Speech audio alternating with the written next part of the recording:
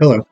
So, in this video, we're going to talk about one of my absolute favorite movies of all time, Steven Spielberg's Jaws. I'd actually recorded a video about Jaws already, but apparently accidentally deleted it. So, this is my second version of the video. In the original version, I was actually wearing my Jaws t-shirt, but it's still in the hamper. I haven't washed it since then, so you get the Kraken taking a shit. Jaws is an iconic horror movie, one of the most famous horror movies ever made. It is set on Amity Island, which is supposed to be a sort of Martha's Vineyard type touristy island off the New England coast. It was actually filmed on Martha's Vineyard, the show itself. The island finds itself prey to a roving great white shark who starts to kill off tourists and one local, I think. Yeah, at least one local. So basically, people start dying right at the height of tourist season, around July 4th, and so on the one hand, there's Mayor Larry Vaughn, who is super concerned about making sure that businesses stay open, tourists continue coming, money flows to the island, etc., the economic life of the island. And on the other hand, you've got Sheriff Brody. He is our main protagonist of the film. He is primarily concerned with safety, and he's willing to shut down the beaches. He's willing to do whatever needs to be done to bring the shark in. He's joined by Matt Hooper. Matt Hooper played by Richard Dreyfuss. Sheriff Brody played by Roy Scheider. And he's joined as well by Quint, whose first name I think is Bartholomew, maybe? That might be his middle name. I feel like there's a Bartholomew in there, but he's just referred to as Quint in the film, played by I'm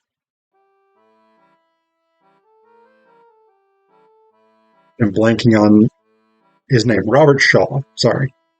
So Hooper is a shark specialist from the Oceanographic Institute on the mainland, not on Amity Island. They don't have an Oceanographic Institute.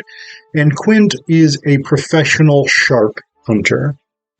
He makes his living by sharking, by fishing for sharks. And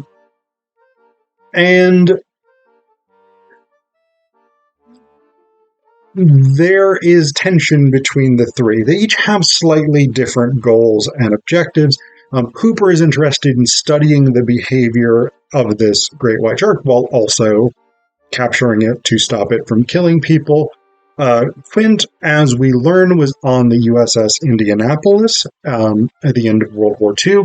That ship sank, and a number of the people on board were killed by sharks before they were rescued. Quint was a survivor of that, and so he has a deep, visceral hatred of sharks. And then Brody hates the water, hates boats, but he goes out on Quint's boat, the Orca, regardless, because as the sheriff, he believes that it is his responsibility to make sure that this shark is killed so that the people of Amity Island will be safe. So they each have slightly different goals, and this leads to them clashing while they're hunting for Jaws. The shark doesn't have a name, but I'm going to call it Jaws. So they clash while they're hunting for Jaws, particularly between Hooper, who is a very wealthy, educated guy who's still quite capable and sort of manly, versus in the traditional sort of, he can tie knots and stab a shark in the mouth with a poison dart type definition of manliness. And then you've got Quint, who is this very working class, very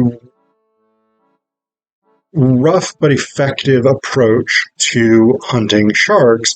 And they clash in their approach because Hooper wants to use a lot of high-tech equipment to gather information and then effectively kill the shark. Quint's approach is more, I'm going to lure it to me and then just sort of blunt force kill it. So they have all of these sort of debates about the best way to approach this, but as the three men spend time on the boat together, they do gradually bond and develop a respect for one another and develop a good sort of working relationship. Eventually, they have found Jaws, and they've started to... So Quint has this system where basically he fires a dart rifle. It looks to me like a modified Martini Henry rifle, but basically it fires a sort of harpoon-like dart to which a cable is attached, which is then attached to a flotation barrel. And the idea is that when a shark is attached to this flotation barrel, it can't submerge as far. And so it gets tired out because it tries to fight against this barrel, and it's easier to kill.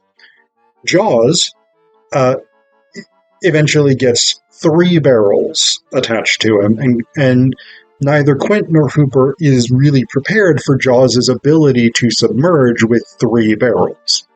So Jaws is just way bigger, way more powerful, way more aggressive a shark than anybody would expect. He's atypical in this sense. We also don't know the gender of Jaws, but in the film, the shark is continually referred to by the 3 men as he, so that's why I'm using male pronouns to describe Jaws. This sort of almost super, I don't want to say superhuman because Jaws obviously isn't a human, but this sort of super shark strength, violence, and eventually Jaws rams the orca several times and splinters the wood so that it does start sinking. But then eventually Jaws just leaps up headfirst out of the water and just slams down onto the tail of this boat, the stern of this boat, and eventually ends up basically eats the back portion of the boat, and Quint sort of slides down the deck after his hand is crushed by an air tank that smashes into his hand that he was holding on with. And so he slides down and he is killed by Jaws. But this sort of supernatural almost ability to survive being shot multiple times, to submerge with 3 barrels attached to him, being stabbed over and over and over and over and over again with no apparent ill impact. All of that is very consistent with the horror genre, right? Because one of the things, this is especially apparent in slasher films, right? Where you have a supernatural ability to the killer. These will be killers. You think about Halloween, Texas Chainsaw Massacre, Friday the 13th, these types of things. The killer is consistently injured, damaged.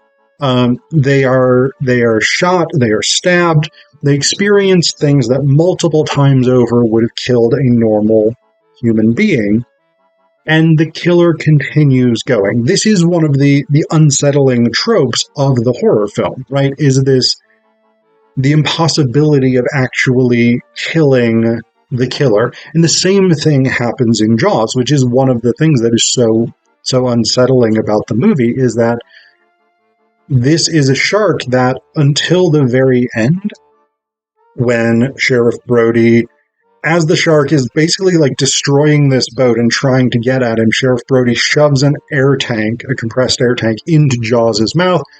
Jaws swims off and then comes back for another crack at it, and Sheriff Brody uses Quint's rifle to shoot the air tank, which then explodes, which makes Jaws somewhat less alive and somewhat less jawful, because we see the bottom two-thirds of his carcass careening toward the ocean floor. This sort of supernatural strength and power and resilience of a killer is one of the things that is unsettling, uncanny about the horror genre. It's one of the things that makes these films so scary, is because there are things that you can do to defend yourself against a normal killer, right? Normally, with human being, shoot them, stab them, something like this, that is likely to deter them. But with a horror villain, that's not the case. Quint, we know, is a professional sharker. We see dozens of shark jaws in his workshop. We know that he is good at killing sharks. Cooper studies sharks for a living. That is his specialty. We know that he is going to be knowledgeable about how to kill a shark. And both of them are unable to actually defeat this enemy. Now, the thing that I haven't really talked about is the first half of the movie, which takes place on Amity Island itself. And the central focus of this is the conflict between the political powers and largely Sheriff Brody and Matt Hooper. Brody is convinced fairly early on that this is a shark, partially because that's what he was told, and then Hooper shows up and he confirms that by looking at the remains of the first victim, whom we see die within the first few minutes of the movie.